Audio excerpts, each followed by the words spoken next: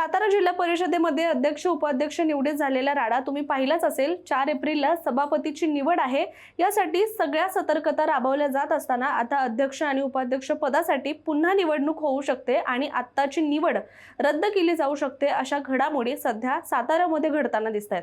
भाजपला आव्हान देणारी आणि अध्यक्ष उपाध्यक्ष निवडीला आव्हान देणारी एक याचिका पुणे आयुक्तांकडे दाखल करण्यात आली आहे। कोणी दाखल केली ही याचिका, काय आहे या याचिकेमध्ये, शिवाय साताऱ्यात नेमकं काय झालंय आणि सभापती निवडीसाठी नेमकं काय काय करण्यात आलंय या सगळ्याबद्दलच आपण जाणून घेऊया। नमस्कार, मी रामेश्वरी आणि तुम्ही पाहताय कट टू कट। सातारा जिल्हा परिषद सध्या राजकीय घडामोडींमुळे चांगली चर्चेत आहे। 20 मार्च रोजी जिल्हा परिषदेच्या अध्यक्ष आणि उपाध्यक्ष पदाची निवड झाली, मात्र ही निवड शांततेत न पार पडता मोठ्या गोंधळात झाली आणि त्याचे पडसाद संपूर्ण महाराष्ट्रभर उमटल्याचं पाहायला मिळतंय।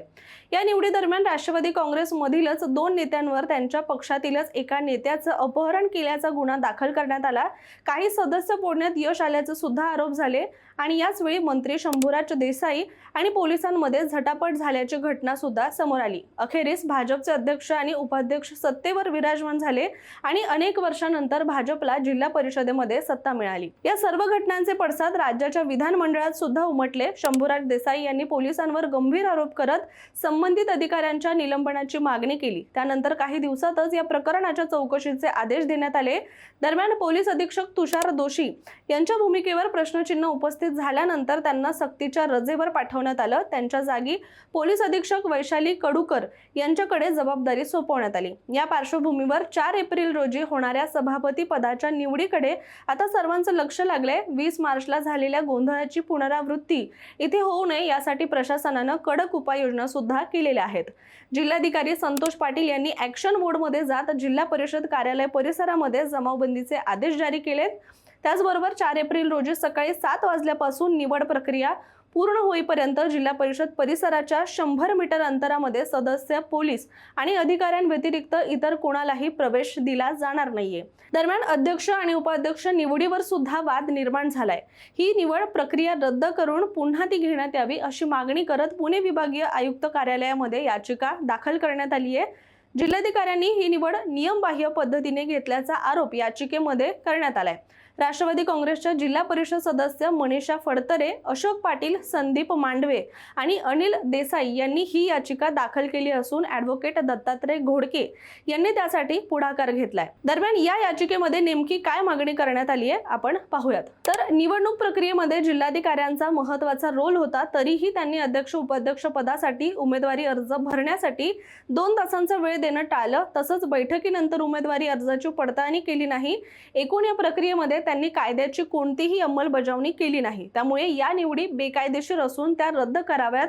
या सगळ्या याचिकेवर अजून तरी भाजप किंवा इतर कोणाकडून तरी प्रक्रिया आलेली नाही, मात्र जिल्हाधिकाऱ्यांवर आरोप केलाच यामधून स्पष्ट दिसत आहे।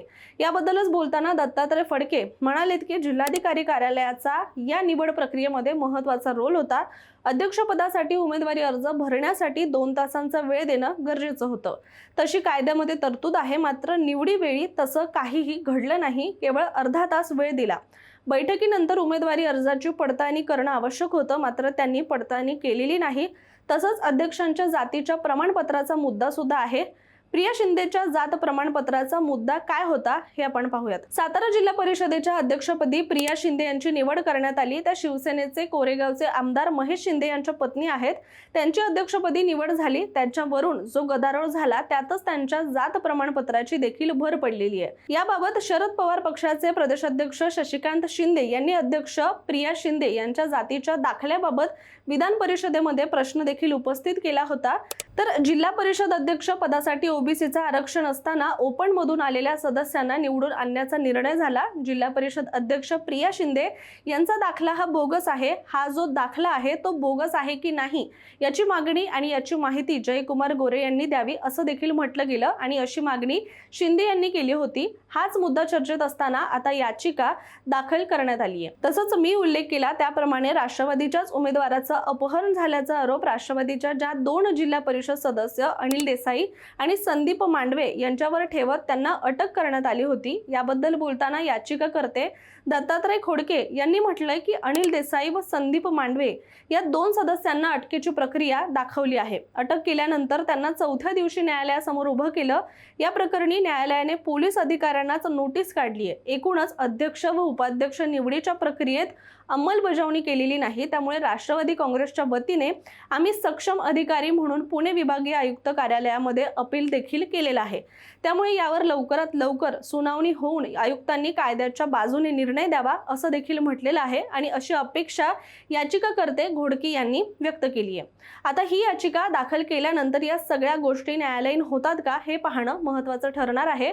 अशात 4 एप्रिल रोजी सभापती निवड होणार आहे, त्यावेळी नवीन काही नाट्य घडेल का हे पाहणं देखील महत्त्वाचं ठरेल।